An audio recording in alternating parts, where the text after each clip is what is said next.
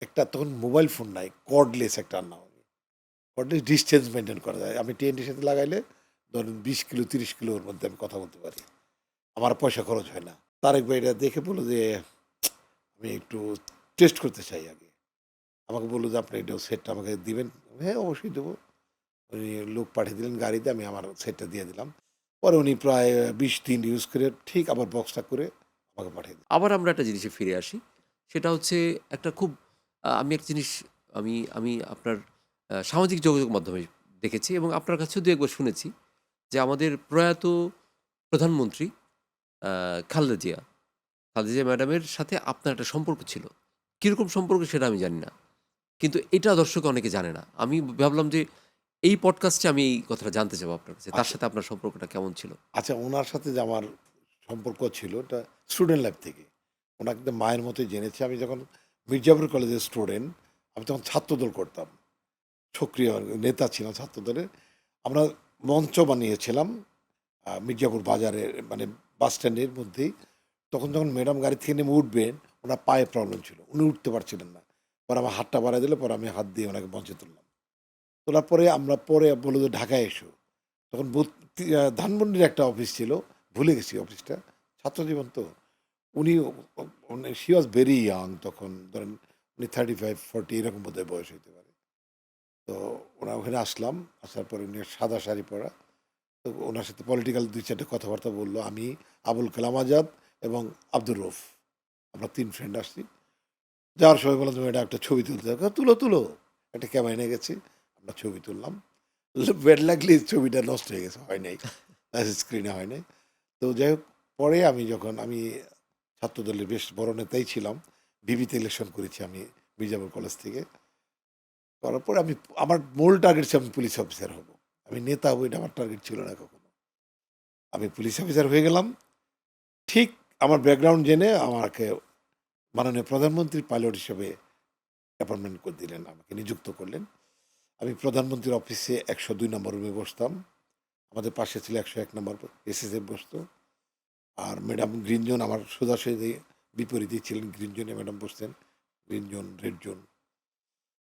তো ম্যাডামের pilot duty করেছি আমি মোটামুটি ৫ বছর। তো উনাকে আমার আসলে অনেক কাছে থেকে দেখা হয়েছে অনেকবার। অনেকবার কথা হয়েছে উনার সাথে আমার।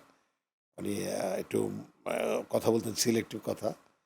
আর উনি খেতেন সাধারণত রুটি, মুরগির ঝোল। আবার থেকে আনন্দ কনফেকশনারিতে ওনার জন্য বিকেলবেলা নাস্তা-টাস্তা আনতো। তখন আমি এডিসিকে ফোন করতাম, "স্যার ওই খাবার খাইতে চাই।"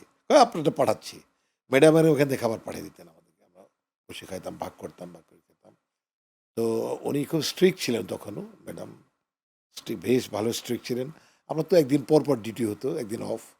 আমরা মইনুল হোসেন রোডে যখন হুম। ম্যাডামের ওখানে গাড়ি-টাড়ি পার্ক করে আমরা আড্ডা মারতাম, বসতাম। তখন তারেক ভাই, তারেক জিয়া, তারেক রহমান। আমি সেই প্রসঙ্গে আসছি একটু পরে। আচ্ছা, হ্যাঁ, ওকে হুম। ম্যাডাম পর্যন্তই তো ম্যাডামের ৫ বছরই ছিলাম আমি। থাকার পরে উনার সাথে ভালোভাবে আমার ডিউটি আমি পালন করেছি এবং গভীর রাত পর্যন্ত উনি কাজ করতেন। উনি বেরোতেন বাসা থেকে লেটে বা বেশ ভালোই লেটে বেরোতেন কিন্তু রাত্রি ৩টা-৪টা পর্যন্ত উনি কাজ করতেন। আমরা ওই সারারাত ধরে কখনো, কখনো ভোর হয়ে যেতেন। সকাল ৮টা-৯টায়ও নামিয়ে দিয়ে আসছি এমন হয়েছে। উনি খুব পরিশ্রম করতেন।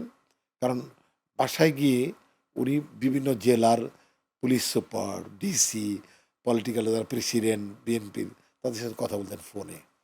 এই যে টিএনটি ফোনে। তখন মোবাইল ছিল না বিগিনিংটা। তো করতে, করতে ওনার অনেক রাত হয়ে যেত। এইজন্য উনি উঠতো সকাল একটু লেটে উঠতো। পরে আমরা উনাকে নিয়ে অফিসে যেতাম। প্রধানমন্ত্রীর অফিসে। কোনো একটা স্মৃতি কি আছে উনার সাথে আপনার? যে আপনার খুব যেটা মনে পড়ে যে যেহেতু উনি এখন নেই আমাদের মধ্যে, যে একটা স্মৃতি যে উনার সাথে অনেক স্মৃতি আছে।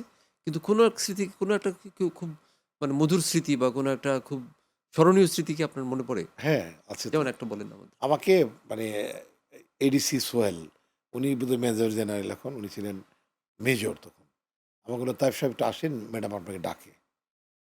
তখন আমি বললাম, "ঠিক আছে আসছি আমি।" তো ম্যাডামের রুমে ঢুকবো তখন ওখানে নানান আমি কোনো মেনশন করব না। নানান রকম অফিসাররা থাকে সিকিউরিটির জন্য। একজন আমাকে বলছে, "আপনি ম্যাডামের রুমে ঢুকতেছেন, রিভলভার নিয়ে ঢুকতে পারবেন না।" আমার সাথে এত বড় একটা রিভলভার।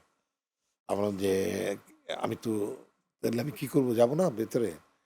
"আপনি আপনার ইনচার্জকে দিয়ে আসেন।" আমি ইনচার্জ আমি নিজে। তা আমাকে দেন। আমি বললাম, "না, আমি আপনাকে আমার আর্মস দিব না। আমার আর্মস হস্তান্তরযোগ্য না এবং গভর্নমেন্ট দিয়েছে এটা আমাকে।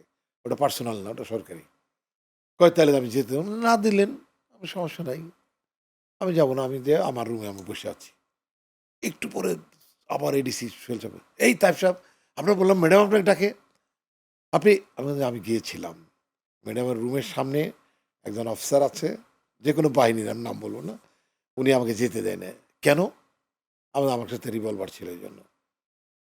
পরে উনার যে হায়ার অথরিটি সে দৌড়ে আসছে আমার রুমে। "এই তাইব সাহেব আসেন তো।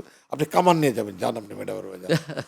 পরে আমি গেলাম। ম্যাডাম শুধু উঠে দাঁড়ায় আছে। ম্যাডাম বেরিয়ে যাবে। তখন একটা জায়গায় যাবে, উনি আমাকে ব্রিফ করলেন যে, "এইভাবে যাইবা, এই this and this and this." ঠিক আছে। যে আমি আমার মোটর গাড়ি যোগ দিলাম, ম্যাডাম নিয়ে বেরিয়ে গেলাম। তো এইরকম তারপর তারেক ভাইয়ের বিয়েতে তখনও ম্যাডাম কথা বলছেন, খেয়েছি কিনা আমরা ঠিকমতো, সব ঠিক ছিল কিনা এগুলো দিয়ে বলেছেন। উনি কিন্তু খুব বেশি কথা কারো সাথে বলতেন না। তো সিলেক্টেড টুকিটাকি আমাদের সাথে এই কথা বলতেন। না, সেটা বোঝা যায়। তো ওই যে ওই প্রসঙ্গে আবার আসলাম যে বর্তমান প্রধানমন্ত্রী, আমাদের মাননীয় প্রধানমন্ত্রী তারেক রহমানের সাথেও মনে হয় আপনার, যেহেতু তার এতদিন আপনি পরিবারের সাথেই ছিলেন, পরিবারের সাথে এত ভালো যোগাযোগ আপনার, উনার সাথে তো নিশ্চয়ই আপনার তাহলে মানে অ্যা একটা ভালো সম্পর্ক ছিল। তো ৫ টি বছর একটি বাড়িতে যে যাতায়াত করি, হ্যাঁ, হ্যাঁ, হ্যাঁ। সম্পর্ক হবে না কার সাথে তো বলেন? হবেই। প্রত্যেকেই আমার সাথে ভালো সম্পর্ক উঠলো। কোকোবার একটা ড্রাইভিং লাইসেন্স ঠিক করার জন্য তারেক ভাই আমাকে দিলেন যে এটা একটু, ওনার তো ইন্ট্রোভার্ট টাইপের, কোথাও যে পরিচয় দেওয়া বা এগুলো করতেন না। পরে লাইসেন্সটা আমি ঠিক করে আমার ছোট ভাই ডিএ মতিন ওরে বিএডটিতে পাঠালাম, যে বিএডটি ফোন করলাম যে এই কাজটা করে দেবো। যখন দেখি জিয়াউর রহমান পিতা, সাথে তাড়াতে, "ভাই এখনই করে দিচ্ছি, স্যার করে দিচ্ছি।" করে কাজটা করে দিল। তারপরে তারেক ভাই যে তার বিয়ের দাওয়াত করলো আমাদেরকে। উনি থানা কোয়ার্টারে আসলে, আমি থানা কোয়ার্টারে থাকতাম তখন। তেজগাঁ থানা কোয়ার্টার। তো বিয়েতে গেলাম, বিয়েতে এনজয় করলাম, ফুড-টুড এনজয় করলাম। তারপর আমি জাতির সঙ্গে চাকরি করতে গিয়ে একটা সুন্দর মধুর স্মৃতি বলি। একটা তখন মোবাইল ফোন নাই, কর্ডলেস একটা আনলাম আমি। কর্ডলেস ডিসট্যান্স মেইনটেইন করা যায়। আমি টিএনটির সাথে লাগাইলে ধরেন ২০ কিলো ৩০ কিলোর মধ্যে আমি কথা বলতে পারি। আমার পয়সা খরচ হয় না। মানে এবং আমাকে ফোন করলেই পাওয়া যায়। আমি পিএম অফিসে গেলে ওইটাতে ধরতাম, একটু বড় সেট। এটা আমি জাতির সঙ্গে নিয়ে আসি। তারেক ভাই এটা দেখে বলল যে, "আমি একটু টেস্ট করতে চাই আগে।" আমাকে বলল যে, "আপনি এটা সেটটা আমাকে দিবেন?" "হ্যাঁ, অবশ্যই দেবো।" উনি লোক পাঠিয়ে দিলেন গাড়িতে, আমি আমার সেটটা দিয়ে দিলাম। সেটার এন্টেনা-ফেন্টেনা এত বড় একটা বক্স। একদম ১ম দিকের মোবাইল হ্যাঁ, আরকি। ১ম দিকে মানে বক্স মানে অ্যান্টেনা দিয়ে আপনার টিএনটির সাথে যুক্ত রাখতে হয়। পরে এটাতে কথা বলা যায় মোবাইলে। পরে উনি প্রায় ২০ দিন ইউজ করে ঠিক আবার বক্সটা করে আমাকে পাঠিয়ে দিছে। ওইটাও সিমিলার, উনি হয়তো আরেকটা হায়ার করছে, বিদেশে কিনে নিয়ে আসছে। তো তারপরে আমার বন্ধু যখন ইলেকশন করলো, আবুল কালাম আজাদ, তারেক ভাইকে আমি ফোন করলাম, "তারেক ভাই, কালাম যাবে, আপনাকে পাঠিয়ে দেন।" আমি কারণ বাজারে আছি। ডান্ডি ডাইংয়ে বসতেন তখন। আচ্ছা, আচ্ছা, আচ্ছা। ডান্ডি ডাইংয়ে তারপরে আমি যেকোনো কথা বললেই উনি শুনতেন, কারণ আমি অন্যায় কিছু বলতাম না। লিগ্যাল কিছু বলতাম সবসময়। তো তাহলে আমাদের জন্য অনেক সুবিধা হলো যে লিগ্যাল ভাবেই আমরা বলছি যে আমাদের, আমাদের যেমন টিভিটা, আমাদের চ্যানেল এস, আমাদের সবার প্রিয় টিভি। আমাদের টিভিতে অনেক আমরা দেখতে পাচ্ছিলাম যে আমরা অনেক মানে অনেক প্রতিকূলতা আমরা চাচ্ছি না কোনো সুবিধা। কিন্তু প্রতিকূলতা আমরা হয়তো কম্পিটিশনে পারছি না। আমরা সততার সাথে চলতে চাচ্ছি। আমরা মাননীয় প্রধানমন্ত্রীর কাছে অনেক, আপনার মাধ্যমেই যেন আপনি বলতে পারবেন আমাদের হয়ে। তো আমরা চাই যে আমাদের এ এই মিডিয়াটাকে, তো উনি অবশ্যই ভালোবাসেন।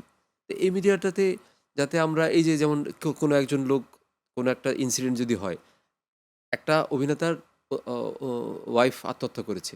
এটা তো অবশ্যই একটা ব্যক্তিগত ব্যাপার। কিন্তু এর মাধ্যমে আমাদের পুরো পরিবারটাকে কলঙ্কিত করার কিছু নেই। আত্মহত্যা তো নিশ্চয়ই আর উনি একা করে না। সারা বাংলাদেশে হাজার, হাজার মানুষ আত্মহত্যা করছে। চলছেই। কিন্তু কারো কোনো দোষ নেই। সম্পূর্ণ দোষ হয় আমাদের।